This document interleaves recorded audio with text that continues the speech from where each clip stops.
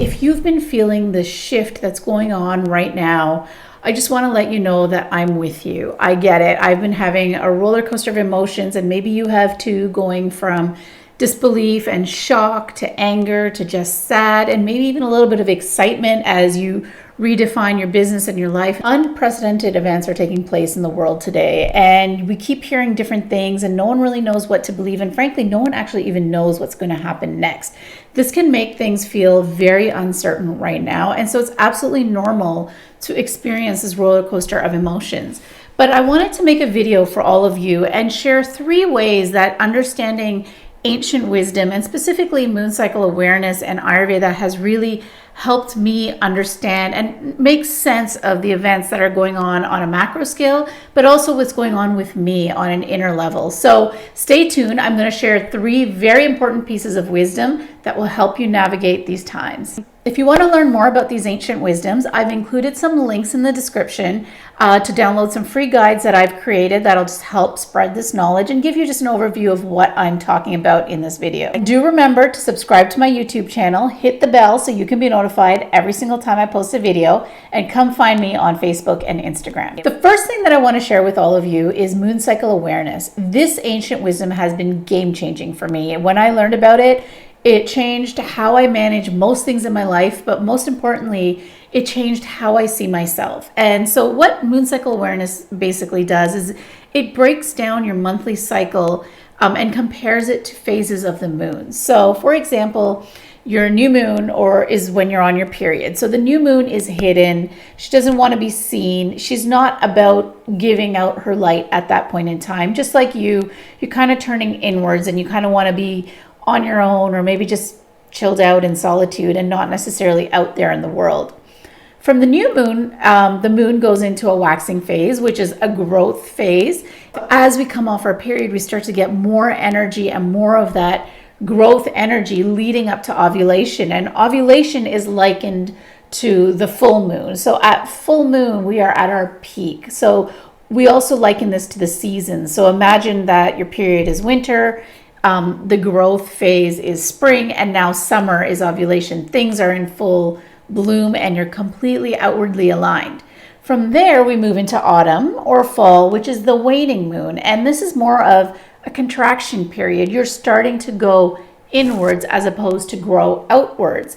If you look at the leaves at this time, or the trees, they're dropping what's no longer serving them, what's no longer in vibration with where they want to be, and they're turning inwards. They're looking down into the roots as opposed to having energy in the leaves. This is a basic gist of moon cycle awareness. And like I said, if you want more info, you can download it. I have included a link to a free guide that I do offer. The cycle is a basic unit of life. We see it everywhere. We call it the life cycle. Even businesses follow the exact same cycle. They grow, they hit a peak, and then they go into a contraction phase. Economies have growth and contraction.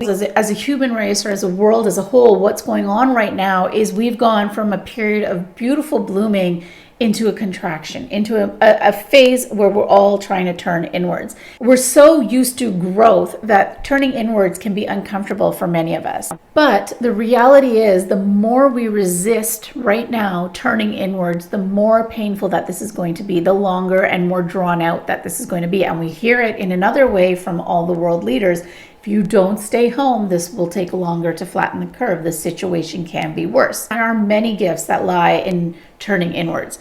It can become a time of shadows coming to the surface, which is uncomfortable. And I know I've talked about this a lot before. This is the time for shadows to surface. But we are also equipped when we turn inwards to do the emotional work. Our intuition is high. Our emotions are at their peak right now, and they're showing us things, and they are revealing us things.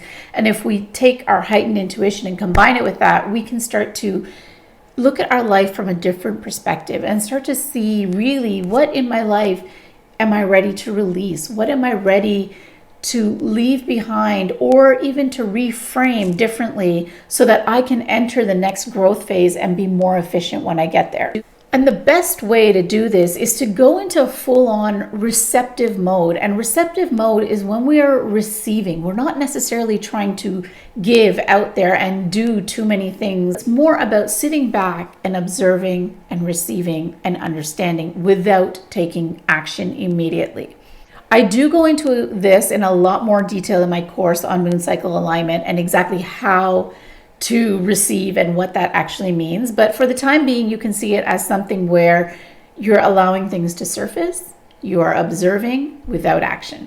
The second thing that's helped me understand and decipher what's happening is the concept of masculine and feminine energies. And I want to preface this by saying we all have masculine and feminine energies within all of us, and they're at play in our own unique ways in different aspects of ourselves. Waning moon phase that I talk about in my moon cycle awareness is a phase where feminine energies are more dominating, and the waxing moon or the growth phase is a phase where masculine energies are more dominating. And by dominating, I mean they're more at play within all of us and within society at large. And like I said, we all have both masculine and feminine energies, and we have our own ways of expressing them through different aspects of ourselves, and we have different levels of masculine and feminine in the different aspects of ourselves. But generally, as a whole, we were in a masculine phase, and now we're moving into more of a feminine phase. And we see this in so many different ways in society in general, where feminine energy, things like creativity, emotion, and intuition are coming to the forefront now. We're slowly gearing up to this tipping point, if you want to say, as all of us were sort of harnessing more of our feminine energies. We were allowing our feminine energies, all of us, men and women, to become more active within us, and we hit this tipping point, and now it's kind of like we got to go the other way. We got to have more of the feminine energy at play, and not because one is better than the other, but simply because we're cyclical and this is the part of the cycle that we're in. So what exactly do I mean by that? For example, systems and structures, those are very masculine energies. The creative energy is more playful, she's more expansive, she's more creative, and she needs that masculine energy to provide the structure within which to play. So we've kind of had to see this falling apart of the toxic masculine energy and the structures so that we can become more creative and more playful. Many of us are now at home with our children. Many of us are now looking for creative ways to take our business forward or to socialize with other people. So it's forcing us into that feminine energy. Another energy that's masculine is action. So masculine energy is very action oriented. It's more of a kinetic energy, and feminine energy is more of a magnetic or receptive energy. The situation in front of us is massively chaotic. It's uncertain. Nobody knows what's coming next. It could take a turn either way at any point in time. And so we all got to learn how to go with the flow right now. We've got to learn to be a little bit more of that feminine flowing energy as opposed to that very pointed, action-oriented, direct action, masculine energy. So it's less of that action and aggressive action and more of a flowing action that we need to take part in right now. This is something that's preparing us for the natural cycle of increased general feminine energy in a human race. And it doesn't mean we're completely shifting from masculine to feminine. It just means that those energies are resurfacing right now, becoming more active right now, and probably for a reason on a much more macro scale. I do have an entire course module dedicated to masculine and feminine energies to help you understand exactly what they are and how do we identify them. As we move into the feminine, try and get comfortable and more comfortable in your feminine energies right now. The third thing that I'm thinking about right now are my root and my sacral chakra. First of all, I would have been doing this anyways because of the time of year. It's the time for roots, it's the time for seeds, it's the time for new beginnings. So our root obviously is our lowest chakra. It's associated with grounding, it's associated with roots. And then sacral is associated with our reproductive system. It's associated with our ability to create and procreate. So if you like to think of sacral, you can think of a seed sprouting or preparing for birth. That's kind of where we're at seasonally. But we're also cycles within cycles, and I do talk about this again in the course, but we're also as a human race entering into a new phase. So we're kind of right at the beginning. We're putting down our roots and we're sprouting a seed right now, and that can be a little bit dark and a little bit uncertain, but there are ways around that. So if we think about the root chakra, our root chakra is our sense of safety, our sense of security, and our sense of survival. Obviously, that is at threat right now for everyone almost around the world. So how do we counter that? So root chakra is associated with fear. So when it goes off balance, fear takes over. When fear takes over, we tend to lose our sense of reason and we start acting out of survival mode. You want to balance that out with courage. So the few ways that you can do this through grounding. So literally, if you have a backyard, get outside in your backyard, walk around barefoot for a little bit. If you don't, you're indoors. Meditate, focus on the root, focus on grounding as you meditate. Herbs are wonderful. I'm always going to say herbs, biased. But any kind of root herbs right now, I'm loving turmeric, ginger, and garlic. Another one that I've just added into the mix recently is ashwagandha, kind of really good for building that stamina that's going to be needed to kind of get through what we're going through right now. If you like crystals, my favorite crystal right now, hematite, great for grounding. Black and red crystals, whatever you're drawn to in terms of crystals, but try and think of these colors. I do get into a lot more detail on chakra alignment. Again, this is something that we can go on forever. You can do this you can balance chakras through food, through activities. And chakras being off balance actually show us what's manifesting in our body right now as potentially later on physical ailments.